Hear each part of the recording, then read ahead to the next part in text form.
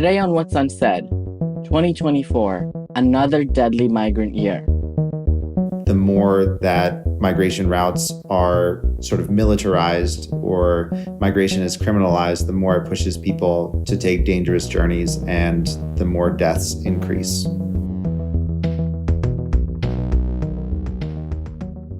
More than 3,000 people died trying to cross the Mediterranean Sea in 2023. One United Nations agency called the US-Mexico border the deadliest land migration route in the world. Populist politicians are promising even bigger walls, tighter borders, and tougher policies. But if there's one thing that has become clear over the years, it's that none of this is stopping migration. That's why there's an alarming prediction. 2024 could be a year for record migrant deaths.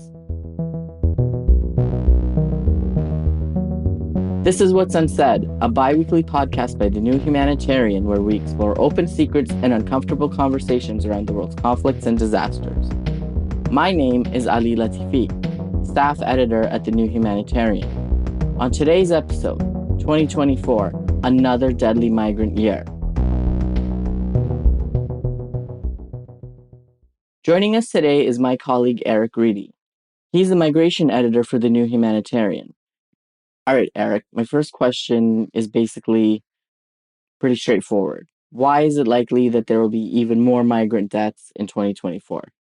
Basically, there's two reasons. The first is you see an increasing number of people who are migrating irregularly for a whole host of different reasons: conflict, climate change, economic stagnation, gang violence in Latin America, etc.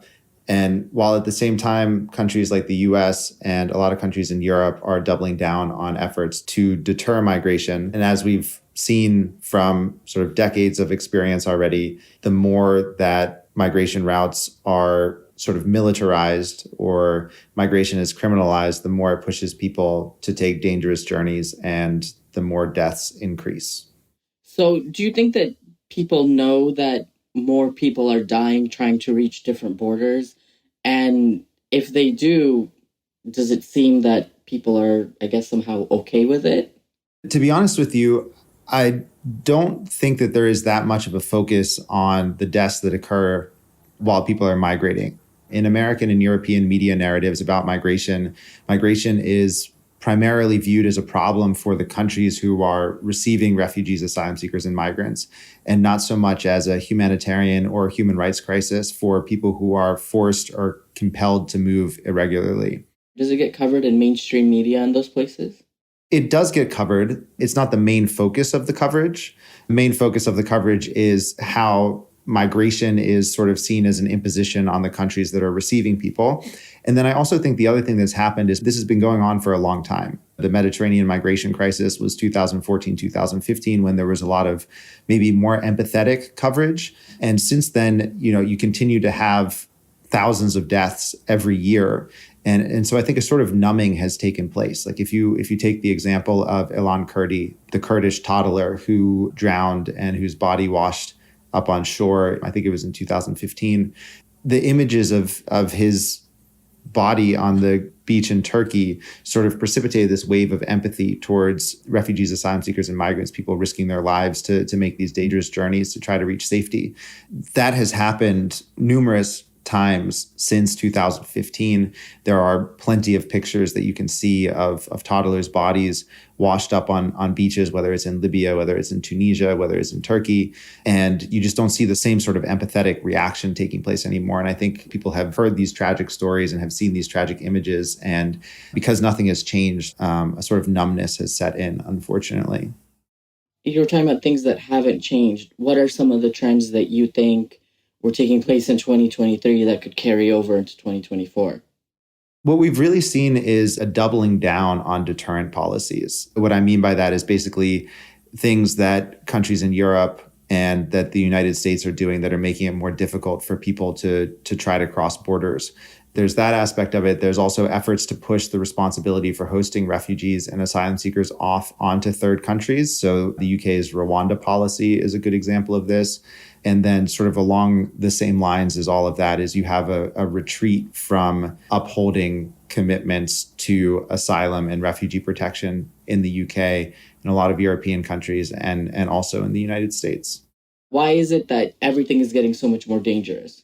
The harder it is to cross borders, the more dangerous and difficult the journeys are that people need to take. I mean, it's kind of common sense.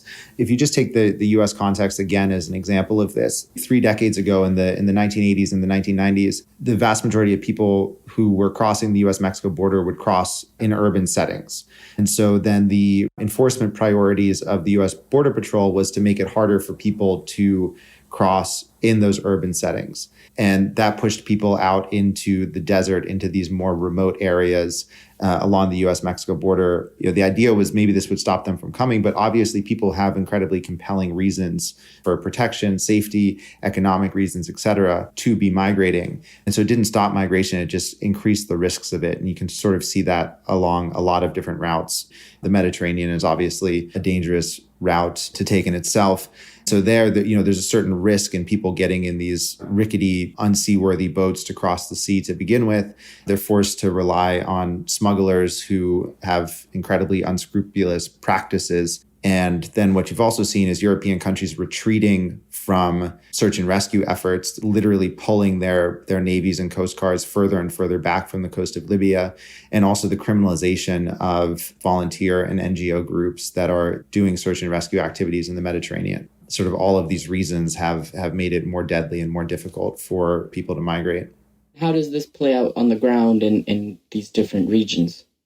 I can give you an example of something that I saw when I was on a reporting trip at the US-Mexico border last March and April. I was in a place along the border by the river, and I was walking along sort of like a riverfront park in the afternoon, having finished my day of reporting on the Mexican side of the border in a place called Piedras Negras. And in broad daylight at like 4:00 in the afternoon, I saw a woman and 2 children walking along next to me, and I didn't think anything of it. And then there was sort of this weird shift in the atmosphere of the whole place that was sort of unexplainable. And then they plunged into the river, and that spot in the river was fairly shallow, so people could walk across. The water would get about up to people's waists. But this woman and the 2 children that she was with were followed by a man and a woman, and then another small child who also plunged in after them. And as they were walking across, you could tell that the current in the stream in the river was actually really strong. And the adults were like clinging on to the hands of the children. You could see that they were sort of being pulled away. Luckily, the group of 6 people that I saw cross the river made it to the other side and were quickly apprehended by the US Border Patrol and the Texas National Guard that were waiting for them. I'm not sure what happened to them after that.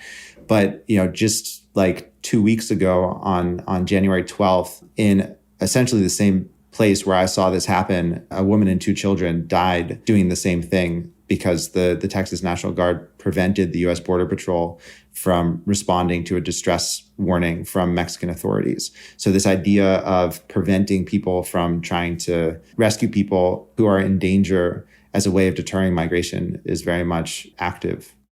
You yourself, you've traveled to, different parts of the world, to sort of these border areas, along these routes.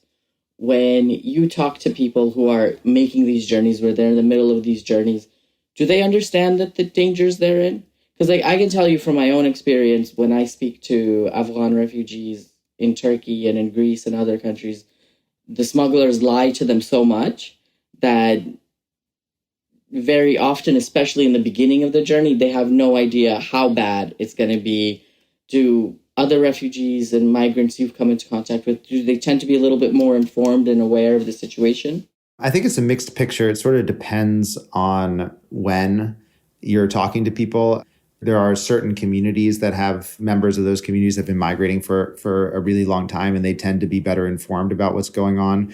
The misinformation from smugglers is definitely an aspect of it. There's also a tendency for asylum seekers and migrants who have reached a place not to talk publicly or show on their social media accounts or communicate back to family members like how difficult the experience was that they went through. Those are parts of it. But I have also found oftentimes that people are aware of the dangers. I remember talking to a Sudanese refugee in northern Italy in 2017 who had recently crossed the Mediterranean, and he was waiting to try to cross the border from Italy into France. He told me that, the Sudanese people in Libya call the central Mediterranean route the route of death. He knew that before he got on a boat in Libya and still risked his life to make the crossing. And the mentality that he explained to me, and that a lot of other people that I've spoken to in my reporting have explained, is sort of this idea that either you make it or you die trying. And what that has always emphasized to me is just imagine what people are escaping, imagine what they're fleeing, imagine what they're running away from to make that calculated risk seem like it's worth it. Are we seeing this idea of, routes in general becoming more dangerous, even for routes that aren't necessarily as well covered as in, for instance, Colombia and Venezuela, or people trying to make their way from the Horn of Africa to Southern Africa? Are those routes also becoming more dangerous in recent years? I think there's an important point here, which is that media coverage tends to focus on migration from the global south to the global north. In reality, many more people migrate between countries in the global south than they do from the global south to the global north. So one thing is just sort of about how we understand migration and the biases that are baked into migration coverage to begin with. The answer to the question is yes, some of those routes are becoming more dangerous also. Xenophobia and racism don't just exist in the United States and Europe. South Africa is a good example. It's a destination for a lot of people from East Africa in the African continent. And there's a lot of racism there as well. You do see similar deterrent policies being implemented along other routes. Myanmar and Bangladesh could be another example. And then the other thing that you see is the exporting of these deterrent policies by the United States and the European Union. You have the US not just making it more difficult for people to cross its southern border, but incentivizing Mexico to make it more difficult for people to cross Mexico's southern border, and Guatemala, same thing. So sort of you see this cascading effect and export of border control policies. How does that figure into things, the role that middle countries, somewhere like Mexico or Guatemala, might play, and their maybe willingness to go along with US and Canadian policies? I guess the question is where does that willingness come from? It definitely impacts the overall movement and the danger. Not that it wasn't dangerous before necessarily, but just how much more dangerous it has become for asylum seekers and migrants to cross Mexico and to cross Guatemala in the past 10 years or so. In terms of where that incentive comes from, on the one hand, there's financial incentives. On the other hand, there are sort of the threat of punitive action. You see the EU increasingly sort of threatening to use visa access as a way to get countries to apply with its migration agenda. Also development funding, foreign aid, discretionary budget support. All of those tools are levers that both the US and the EU use to try and get people to implement migration policies that fall in line with their agendas. And then the other thing is sort of the absence of criticism on various topics. So the US and the European Union wouldn't admit to this, but sort of the implicit agreement to not criticize people or to not take actions for governments that are violating human rights. Another big issue this year will be elections around the world, right? We're going to see elections in the United States, in the UK, in Pakistan, local elections in Turkey. What kind of an impact will the political discourse have on migration overall? Because most likely a lot of these countries will become more hardline in their talk of immigration as they get closer to their respective elections. Does that lead to a noticeable spike in dangers and deaths and things like that? Those deterrent policies are already in place. The election factor will probably make the situation worse. On the one hand, because of the performative aspect of needing to crack down on migration in order to show that politicians are taking this issue seriously. Then the other thing that we're going to see a lot of is dehumanization and demonization of asylum seekers and migrants, sort of the stoking of the idea that migration is out of control and that it's an unmanageable crisis, when neither of these things are really true. But we're going to see a lot more of that then sort of feeds into the perceived need to crack down on irregular migration. migration will never end, right? It's inevitable. But is there a better approach, more beneficial, better way to handle the issue of migration? I think there definitely is, and I think it's happening in some places. Looking specifically at Europe for a second, there seems to be a pragmatic recognition, even by some of the same people who are pushing the anti-migration agenda, that migration is actually needed. The EU Commission earlier this year said that the EU needs 1 million migrants per year to come to the continent because the workforce in Europe is aging. So you see countries like Italy, which has a right-wing anti-migrant government, at the same time as they're using anti-irregular migration rhetoric and policies to, sort of campaign on and build their political identity around, they're also setting up legal migration schemes to bring workers into the Italian economy because it's needed. So I think there is this sort of practical recognition that migration is something that is needed in a lot of places, and it's also beneficial to society. And if it is managed better, if the groups of people who are migrating irregularly aren't just demonized and marginalized and pushed to sort of the margins of society, that there's ways to handle the situation that's better. But there's the tension between the politics of it and sort of the practical reality of it. Are there any examples of countries or communities that are sort of bucking the populist, anti-migrant, anti-refugee trend, enacting more migrant-friendly policies that are going against the global sort of political grain?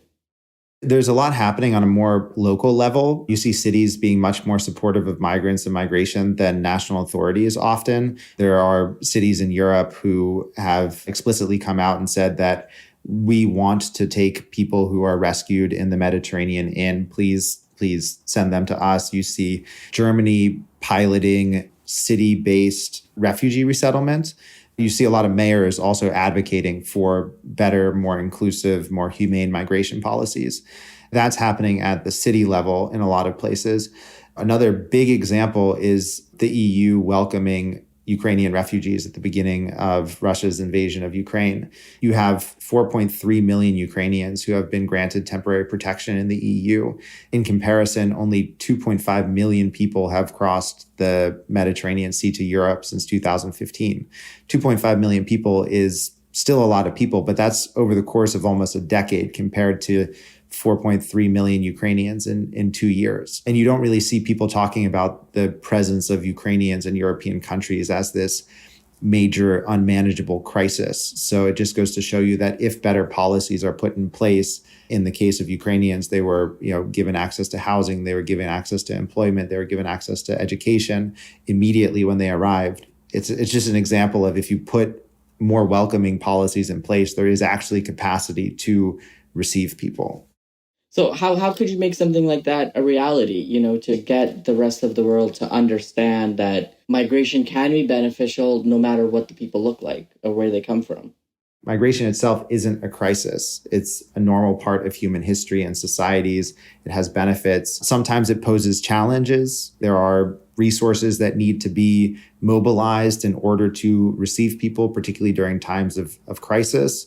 But when it's well managed, it can contribute to economies. It can make societies more rich and more diverse in terms of human experience.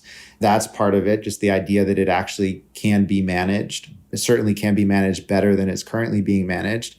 And there needs to be more focus on the humanitarian suffering and the human rights abuses that stem from the efforts to stop migration also. That is arguably the real crisis, the suffering that people experience when they are fleeing their homes, when they are compelled to move, and when they do encounter these deterrent policies at borders that strand them in camps at borders for long periods of time, push them into the hands of militia groups and smugglers who commit all sorts of abuses, leave them in the hands of government authorities that also commit all sorts of abuses. That reframing is really important. Is there anything that you think could prevent 2024 from becoming another record year for migrant deaths across the world? I wish I had a more optimistic answer here. Unfortunately, at this point, I don't think there is anything that could prevent the factors that are already in motion. We're talking about decades of policy approaches that are deeply entrenched. We're talking about a year in which there are many elections taking place that are going to incentivize political actors who are already in power to double down on these policies to try to shore up their position in the polls. Unfortunately, we're going to see a continuation, if not an intensification, of these trends of seeing people die while they are crossing borders in this year. But if I am trying to be somewhat optimistic to say that there are sort of points of hope somewhere, is this new emerging pragmatism around the recognition that there is a need for migration. And there are a lot of people who are working to reframe the narrative around migration as well, away from it being a crisis to it being more of an opportunity. Focusing on those two things, the pragmatic recognition that migration is inevitable and it can be beneficial, and that, we have work to do in terms of how we understand migration. If we do those two things this year, we could maybe start to reverse the trend of deadly borders a little bit. Eric Reidy, thank you for joining us today. Thanks for having me. Eric Reidy is the New Humanitarian's migration editor. Please visit thenewhumanitarian.org for ongoing reporting on migration, from the policies across the world to how it's affecting people who are on the move. What are people afraid to talk about in today's crises? What needs to be discussed openly? Let us know by sending us an email at podcast@thenewhumanitarian.org. And subscribe to The New Humanitarian on your podcast app for more episodes of What's Unsaid, our podcast about open secrets and uncomfortable truth. This episode is produced and edited by Marta Vanderwolf, sound engineering by Mark Nieto, with original music by Whitney Patterson, and is hosted by me, Ali Latifi.